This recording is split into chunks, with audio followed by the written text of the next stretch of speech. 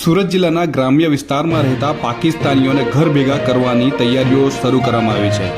આતંકવાદી હુમલા બાદ રાજ્યભરમાં પોલીસ દ્વારા સર્ચ ઓપરેશન હાથ ધરવામાં આવ્યું છે। ત્યારે સુરત જિલ્લાના બારડોલી સહિતના વિસ્તારમાંથી પોલીસ દ્વારા ગેરકાયદેસર રીતે વસવાટ કરતા કુલ 130 શંકાસ્પદ બાંગ્લાદેશીઓને પકડી પાડવામાં આવ્યા છે।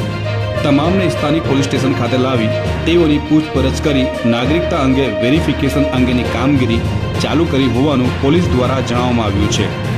આપને અહીં એ પણ જણાવી દઈએ છે કે શંકાસ્પદ બાંગ્લાદેશીઓને શોધી કાઢવા માટે હાથ ધરવામાં આવેલ મેગા સર્ચ ઓપરેશનમાં સુરત ગ્રામ્ય જિલ્લા એલસીબી તથા એસઓજી તથા પેરોલ ફરોલ સ્કોડ તથા સ્થાનિક પોલીસની તમામ ટીમો દ્વારા બારડોલી ટાઉન, બારડોલી રૂરલ, પલસાણા, કડોદરા, કામરેજ, કીમ, કોસંબા, માંડવી તેમજ ઓલપાડ તાલુકાના વિસ્તારમાં ગેરકાયદેસર રીતે વસવાટ કરતા વિદેશી નાગરિકોને શોધી કાઢવા મેગા સર્ચ ઓપરેશન હાથ ધરવામાં આવ્યું હતું।